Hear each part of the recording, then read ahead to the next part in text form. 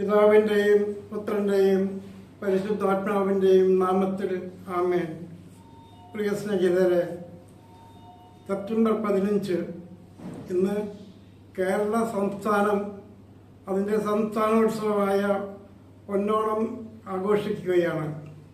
മാവേലി മണ്ണിൻ്റെ വരവിനായി നാടും നാട്ടുകാരും വീടും വീട്ടുകാരും കൂട്ടുകാരും ഒത്തുചേർന്ന് ഈ സന്തോഷം അയവിറക്കുന്ന ദിവസത്തിൽ ഈ തിരുവോണത്തിൻ്റെ എല്ലാ മംഗളങ്ങളും നിങ്ങൾക്ക് എല്ലാവർക്കും ഞാൻ നേരുന്നു.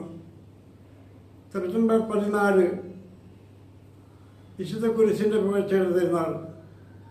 14 വർഷം മുൻപ് ഞാൻ വെല്ലൂർ ആശുപത്രിയിലേക്ക് എൻ്റെ ഒരു ബന്ധുവിനെ കൂട്ടിക്കൊണ്ടുപോയി.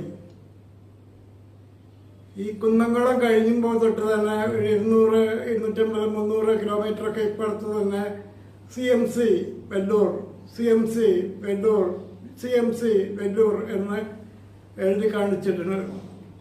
അന്ന് ലൊക്കേഷൻ മാപ്പിട്ട് പോകുന്ന സമ്പ്രദായം പ്രചാരത്തിലല്ല. ആ വിദൂരത്തേക്കുള്ള സ്ഥലത്തേക്ക് നമ്മെ ആകർഷിക്കാനുള്ള ചൂണ്ടുപലകകളാണ് ആ CMC വെല്ലൂർ എന്ന ആശുപത്രിയുടെ പരസ്യം. ഞാൻ അനേക കിലോമീറ്ററുകൾ യാത്ര ചെയ്യുമ്പോൾ മാപ്രാണം എന്ന പ്രദേശത്ത്, ഇരിഞ്ഞാലക്കുട രൂപതയിലെ മാപ്രാണം എന്ന സ്ഥലത്ത് ആ പള്ളിയുടെ പേര് ഹോളി ക്രോസ്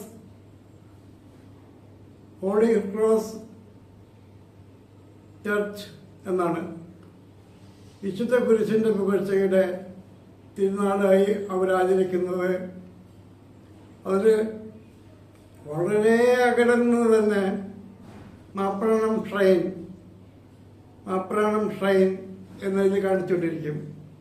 അതുപോലെ തന്നെയാണ് ആറാട്ടുപുഴയുടെ പ്രത്യേകത.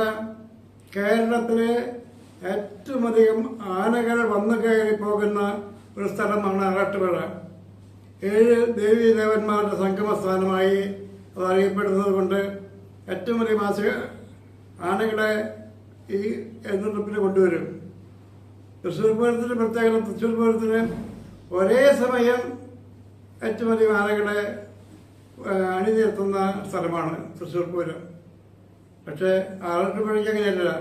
നമ്മൾ ഈ ചെറിയ അമ്പുകൾ 2-4 സമുദായങ്ങൾ ചേർന്ന് കൊട്ടിക്കയറുന്നത് പോലെ ഈ പൂരം കൊട്ടിക്കയറുന്ന ഒരാന വരും. കുറെ കഴിയുമ്പോൾ വീണ്ടും ആന വരും. അങ്ങനെ നോക്കുമ്പോഴാണ് എണ്ണം ഏറ്റവും കൂടുതലെന്ന് പറയുന്നത്. ഈ പറഞ്ഞു വരുന്നതിലൊക്കെ ഒരു പ്രധാനപ്പെട്ട കാര്യമുള്ളത്, മാപ്രാണം പള്ളി 4-ാം നൂറ്റാണ്ടിലുള്ളതാണ്. നമ്മളിപ്പോൾ ജീവിക്കുന്നത് 21-ാം നൂറ്റാണ്ടിലാണ്. അതിൻ്റെ 10-16 നൂറ്റാണ്ട് അപ്പുറത്തുണ്ടായ ഒരു പള്ളിയാണ് മാപ്രാണം പള്ളി. വിശുദ്ധ കുരിശിൻ്റെ പുകഴ്ച പ്രതിഷ്ഠയുള്ള മാപ്രാണം പള്ളി. ഇന്ന് വൈകുന്നേരം അവിടെയുള്ള പിരികൾക്ക് മെത്രാനായ പോളി കണ്ണുകാളൻ പിരി കൊടുത്തു. 300 കിലോ വരെയുള്ള തിരികളുണ്ട്. അങ്ങനെ 250 തിരികളുണ്ട്. കഴിഞ്ഞ വർഷം കൊളുത്തിയത് ഇപ്പോഴും കെട്ടിട്ടില്ല, ഇനിയും ബാക്കിയുണ്ട്. ഈ കൊല്ലം കൊളുത്തുന്നത് കെട്ടുപോവുകയില്ല. ഇവർക്ക് ആവശ്യത്തിനുള്ള മെഴുകുതിരി ഉണ്ടാക്കാൻ പള്ളിയുടെ കീഴിൽ ഒരു യൂണിറ്റ് പ്രവർത്തിക്കുന്നുണ്ട്.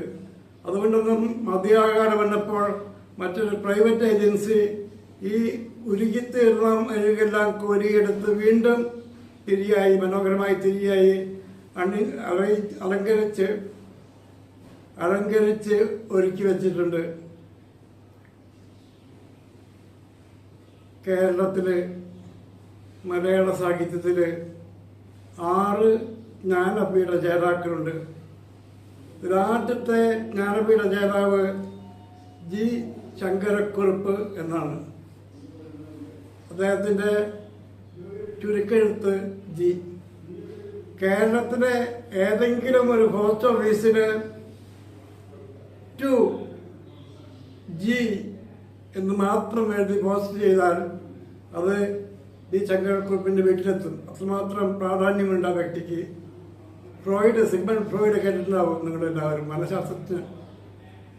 അദ്ദേഹത്തിൻ്റെ ജന്മദിനത്തിൻ്റെ അന്ന് അമേരിക്കയിലെ എല്ലാ വാർത്താ മാധ്യമങ്ങളും നിർത്തിവെച്ചിട്ട് ഒറ്റ കാര്യം മാത്രം കൈമാറാൻ പറഞ്ഞു. അത് ഫ്രോയിഡിൻ്റെ ബർത്ത്ഡേ വിഷസാണ്. മറ്റെല്ലാം നീക്കിവെച്ചു. അന്നാണ് സ്വന്തം ഭാര്യയ്ക്ക് പോലും തൻ്റെ ഭർത്താവായ ഫ്രോയിഡ് ഇത്രയേറെ പ്രസിദ്ധനാണെന്ന് മനസ്സിലായിട്ടുള്ളത്. ജ്ഞാനപീഠ ജേതാവായ ജി ശങ്കരക്കുറുപ്പിൻ്റെ ഒരു കവിതയിലേക്ക് വരാനാണ് ഞാൻ ശ്രമിക്കുന്നത്. ഇന്നും ഞാൻ, നാളെ നീ, അതാണ് കവിതയുടെ പേര്. പണ്ട് കാലങ്ങളിൽ ഈ മഞ്ചയിൽ എഴുതി വെച്ചിരുന്ന പേരുകളാണിത്. ഇന്നു ഞാൻ, നാളെ നീ. അത് കഴിഞ്ഞൊരു സംസ്കാരം കണ്ടപ്പോൾ RIP, റെസ്റ്റ് ഇൻ പീസ്, ഈ വാക്കുകൾ വിജയശ്വരിശ്ശേരി സംവിധാനം ചെയ്ത ഒരു സിനിമയുടെ പേര് ഈ മാ യൗ. ഈ മാ യൗ, ഈശോ മറിയം യൗസേപ്പ് കല്ലറകളിൽ എഴുതി വയ്ക്കുന്ന ചുരുക്കെഴുത്തതാണ്. ആ പേരാണ് ദേശീയ അവാർഡ് നേടിയ സിനിമയ്ക്ക് ഇട്ടിരിക്കുന്നത്. ഇന്ന് ഞാൻ നാളെ നീ, ഇന്ന് ഞാൻ നാളെ നീ, ഇന്നും പ്രതിധ്വനിക്കുന്നതെന്നോർമ്മയിൽ പാടവക്കത്തെ മരത്തിൻ കരിനിഴൽ പ്രേതം കണക്കെ ക്ഷണത്താകാൻ വളരവേ. ആ വഴിക്കപ്പോഴൊരു ദരിദ്രന്റെ നിർജീവമാം ദേഹമടക്കിയ പെട്ടിപോയി. ഇല്ല പെരുമ്പറ വിശ്വസ്ത വല്ലഭ തന്നെ നെഞ്ചിടിപ്പെന്നിയെ. ഇല്ല പൂവർഷം വിഷാദം കിടന്നളതരുന്ന പൈതലിൻ കണ്ണുനീരഞ്ഞിയെ. വന്നു തറച്ചിതാ പട്ടിമേൽ നിന്ന്, വന്നു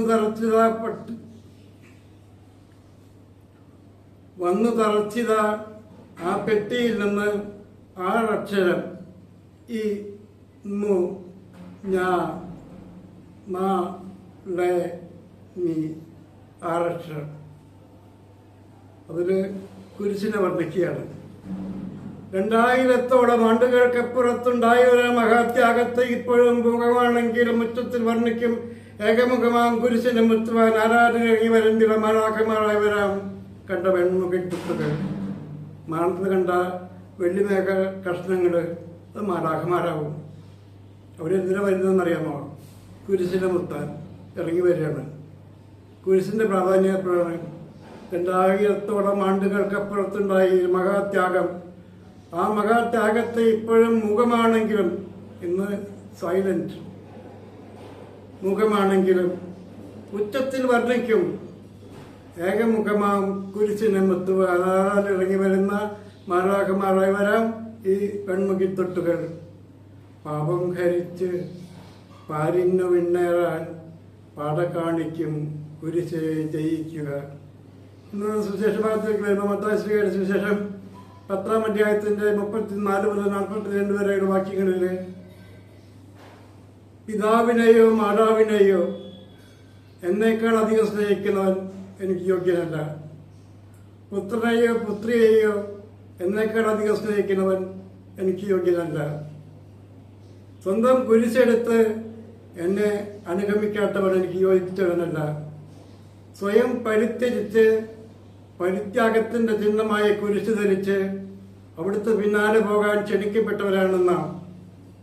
അങ്ങനെ ഈ മഹത്വപൂർണമായ കുരിശിന്റെ പുകഴ്ച നമ്മൾ വ്യക്തി ജീവിതത്തിലേക്ക് കൊണ്ടുവരുമ്പോൾ മകൻ പിതാവിനെതിരെ, മകൾ മാതാവിനെതിരെ, മരുമകൾ അമ്മായി അമ്മയ്ക്കെതിരെ, അമ്മായി അമ്മ മകൾക്കെതിരെ കുരിശായി.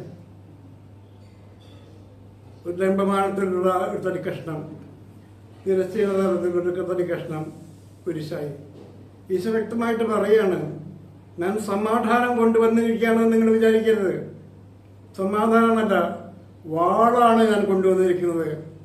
ഒരു വീട്ടിലെ അംഗങ്ങൾ തന്നെ പരസ്പരം എതിടുമ്പോൾ അവിടെ സമാധാനമല്ല, വാള്, അവിടെ വഴക്ക്, വക്കാണം, തെരുവരച്ചിൽ, അടിക്കൽ, ഇവയൊക്കെ അതിലുൾപ്പെടുന്ന ത്യാഗത്തിൻ്റെ വിവിധ മേഖലകളാണ്.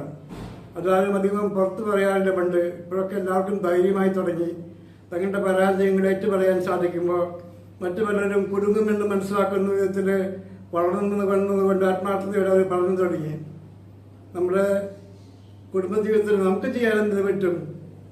ഇഷ്ടം പോലെ ദാഹം തീർത്ത് കുടിക്കാൻ, ഇഷ്ടം പോലെ സഹിക്കാൻ, ഒട്ടേറെ അനുഭവങ്ങളും അവിസ്മരണീയമായ നിമിഷങ്ങളും ദൈവം നമുക്ക് നൽകുന്നുണ്ട്. ഈ കുരിശിനെ രക്ഷാകരമാക്കി മാറ്റാൻ സാധിക്കുകയാണെങ്കിൽ നാമും ഈ ഉത്ഥാനത്തിൻ്റെ മക്കത്വത്തിൽ പ്രവേശിക്കുന്ന യേശുവിനോടൊപ്പം സ്വർഗരാജ്യത്തിൽ അവിടുത്തെ വലതുഭാഗത്ത് തന്നെ ഇരിക്കാനുള്ള അനുവാദവും അവസരവും നമുക്ക് നൽകും. പാലിന് പാത കാണിക്കുകയാണ് കുരിശ്. പാപം ഹരിച്ചിട്ട് വേണം. പാപം ഹരിച്ച് പാലിന് പിന്നേറാൻ പട കാണിക്കും കുരിശെ ജയിക്കുക. നമ്മുടെ വീട്ടിലുള്ള കൊച്ചു കൊച്ചു സകലങ്ങളെ വിശുദ്ധീകരിക്കാം.